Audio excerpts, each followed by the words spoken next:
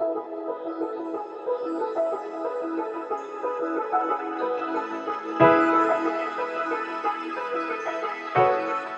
Johnson, thank you How are we doing? for joining us. I have some questions for you, just as you think about the business and the opportunities out there in the world. Certainly, at Beats, you turned what was a commodity into a world-class, groundbreaking experience. What would you tell someone looking to do the same thing, but in a different industry? Yeah, I think you've got to look at, there's obviously the information that the category holds, like how people are using it, trends. I think what you have to figure out is, are there other uses for the product?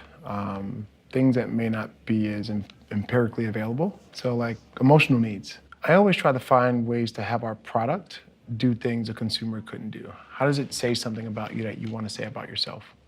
How does a product communicate your values? I'm smart, I'm cool, I'm connected, I'm woke. I care about whatever it may be. How do those products do that? And I think if you look at the obvious utility of the product, but look for those other things a product can do. If you think about the Beats examples I used today, we highlighted benefits that no one was talking about. Companies like Bose and Sony have been around for a long time. They weren't thinking about that woman on a train who just wants to get home without being pestered. They weren't thinking about the person who really cares about how they accessorize their wardrobe and says, I want my headphones to match my bag, to match my shoes. There were so many people that hadn't even thought about that as far as consumers. And when you give them that choice, they make it easily. So I think whenever you look at a sort of a commodity product, there's the current utility, but what else can it do? And what can it do emotionally? What can it do aesthetically? What can it do in other genres of thought versus the traditional sort of line of business that you're in? Wonderful. And when you're breaking into different use cases for a product, as you just described, how much of that is intuition versus data-driven? I tend to find insights and small things in data. You apply some instinct to that, but I have a super old school way of getting information, which is just asking. And all too often we walk in rooms as executives and we talk and we share, and not too often do we listen. I'm known for taking an idea into a restaurant and asking the waitress what she thinks. My team hates it, but it's how we live, right? My team's not the consumer, she's the consumer. So I find myself, and anytime I'm around someone, asking them, hey, what do you think about this product?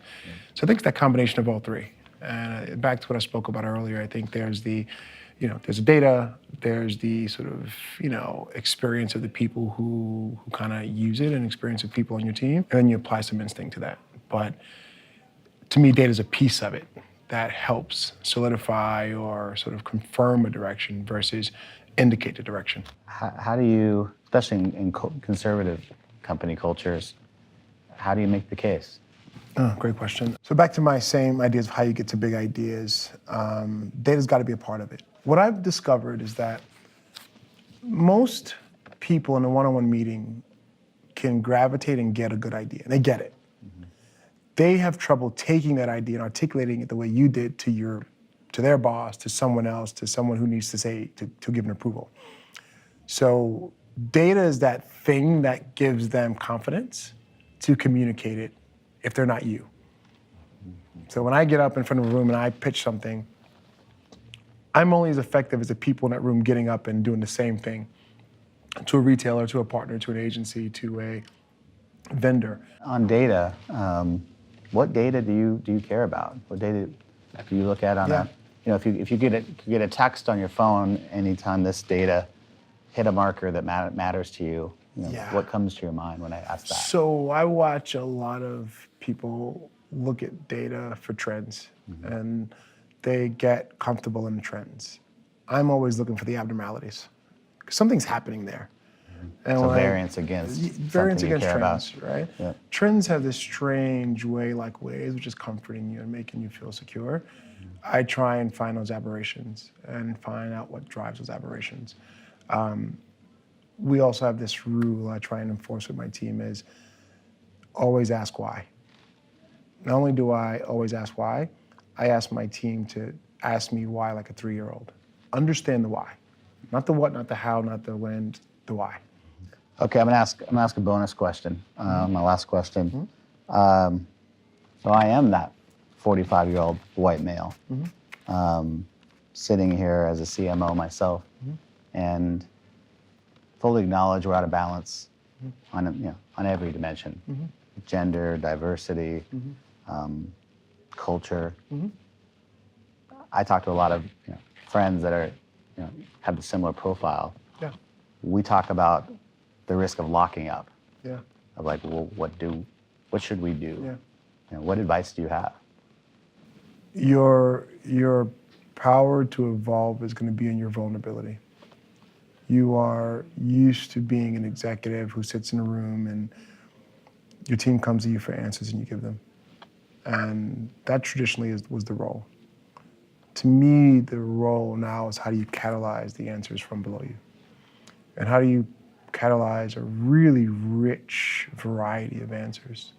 So you as an executive can take all of your knowledge from over the years and pick the right one.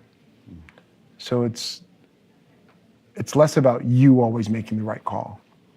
And I think the more you develop a yearning for variety of answers, the variety of your team will change. Does that make sense? So you don't have to change how you work and who you are, but it's a little bit in how you think, right? It's easy on the stage to say diversity, diversity, diversity. It's hard when you're in a room and you're struggling to invite that diversity into the room to help you. And I think if you can flip that switch, everything changes, right? I think Jimmy Iovine was an amazing executive, CEO, CMO, whatever it may be, because he just wanted the best answers around him in the room. Didn't matter if it was a woman, if they were gay, whatever it was. He wanted the best answers around him. He applied his lens to it, and 9 times out of 10, they got it right. And I think the collective intelligence of your business just rises when you can bring in a room that looks more like the rest of the planet. Yeah. So. That's amazing. Thank you, Omar. Appreciate it. Thank you, man. Yeah, Thank you. Good seeing you. All Yeah, day. take care.